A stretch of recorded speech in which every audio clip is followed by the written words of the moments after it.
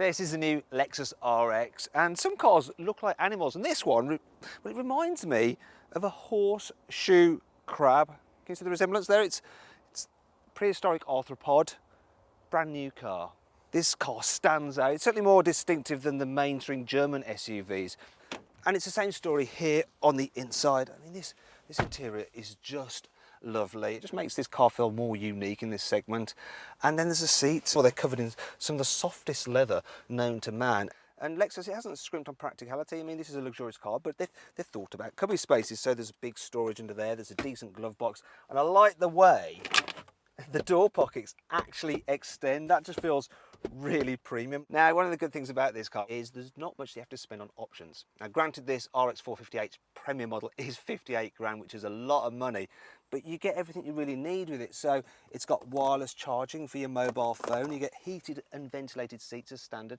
There's a heads-up display as standard as well, and that's really impressive. The only options really fitted to this car are the panoramic glass sunroof and the horseshoe crab coloured paint scheme. You even get this big infotainment screen as standard. The only problem is that, well, it's not the easiest thing to use. So you have to control it using this kind of mouse pad thingy here. And even then, well, that's hard to do. And the menus themselves, the layout's just, well, it's not very intuitive. The Germans do infotainment systems better. Now, if you click up there on the top right-hand corner of the screen, you can see our full in-depth review of the infotainment system and have another good look around this RX's cabin and really take in just how delightful it is. And it's the same story in the back seats as well. So, first of all, you've got absolutely loads of room, so loads of knee room. You can really stretch out, and I like this feature as well. Look, you can seriously recline these chairs, so you can just, well, I could go loads of miles in the back of this. It's very comfy. The seats are just so yielding and nice, and everything you touch has a certain quality to it, which is almost unrivaled. I mean, look at the weight of that. It's solid. Everything is just so well made. You know it's never going to break. It's all really impressive, and it just works. What doesn't work so well though is this middle seat. While this car is brilliant for 2 in the back, it's not so good for 3. So if I sit in the middle seat, even though I've got a nice big footwell, flat floor, completely flat, my head's touching the roof. What a shame. And there's similar problems with the boot. So first thing is that, well, the automated tailgate takes an age to open. Please don't click out the video, just bear with us. I tell you, it takes them less time to lift up Tower Bridge. Oh, finally, it's done. Okay, so the boot, it's kind of small for this class, quite a bit down on its rivals, such as the BMW X5 and the Mercedes GLE. And that's because you have all the hybrid stuff like the batteries and motor underneath the boot floor. Thing is though, even if you go for the petrol version, you still have the same boot size. They didn't alter it, didn't make it bigger for the petrol, which is a bit annoying. Another thing that is a bit of a shame is, well, you can't put the parcel shelf under the boot floor, and when you fold down the seats, which you can do from here or inside the cabin, which is good, when you fold them down, look at this, right? They don't lie completely flat, so that even though you have this, well, no load lift, if you want to slide heavy items to the back, you have to lift them up over there to get them all the way in. Now, if you want to see what it's like to actually pack loads of things into this car, you click on the top right corner of the screen on the card. You can see our in-depth practicality video, and we'll also show you how easy it is to fit a child seat in the back of the RX and just what it's like with 3 people sat side by side in the rear. So then, what's the RX like to drive? If you're the kind of person that likes their sports utility vehicles to actually feel sporty, then you might be a little bit disappointed with the Lexus RX. But for normal people who spend most of their time driving on congested city roads or on the motorway, they're really going to appreciate this car. The suspension's nice and comfy, the seats are absolutely glorious. It's also quiet to travel in, so you arrive at your destination just feeling relaxed. It's the Lexus way. If you're interested in this car, there is something you need to know, and that's the fact you can't get it with a diesel engine. There's 2 petrol choices.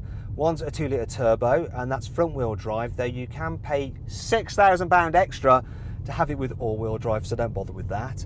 The best bet is this car. It's the 450h, and it's a hybrid. So up front you've got a 3-litre V6 petrol engine mated to an electric motor, and in the back there's another electric motor driving the rear wheels, so you have all-wheel drive. One thing that does detract from it slightly is the gearbox. So when you put your foot down, it holds the engine's revs at a constant rate, so you get a bit of a droning sound. When you slow down in town, you go into electric only mode, and it's nice and quiet. Now, I will admit that if you're doing regular motorway miles at high speed, you will end up getting better economy overall in a diesel German SUV. But if you do quite a bit of town work, this could be a really good option for you.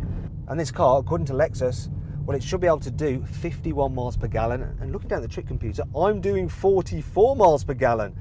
However, there are some annoying things about the Lexus RX. And like with other cars, you don't use the hands-free opening for the boot by waving your foot about under there. You actually have to put your hand there, like that on the badge, and then it works. So yes, not exactly hands-free then. It's a bit lame that Lexus is using Jude Law to try and sell this, guys. No one's going to be going, oh yeah, I'm going to get an RX, I want to be just like Jude.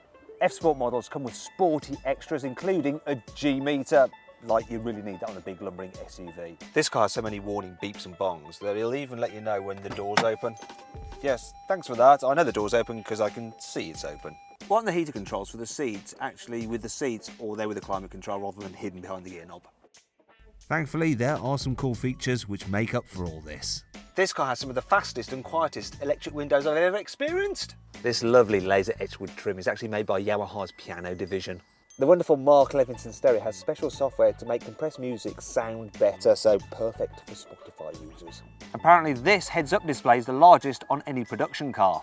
As well as traffic information, fuel prices and weather, Lexus Connected Services also includes Google Street View so you can avoid unsavoury areas. Due to its cleaner tailpipe emissions, Lexus says that company drivers using this car will save up to this per day over the equivalent German diesel rival.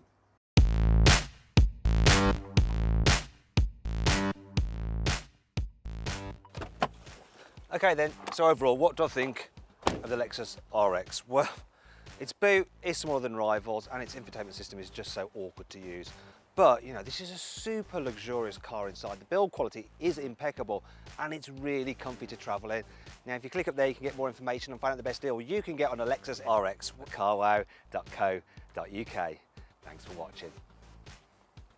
If you enjoyed this video, please like it, share it and subscribe to our channel. And if you click over there, you can watch our in-depth practicality, infotainment and 360-degree passenger ride video on the Lexus RX. Now, did you spot the Easter egg in this video? It was the rechargeable batteries in the car's boot.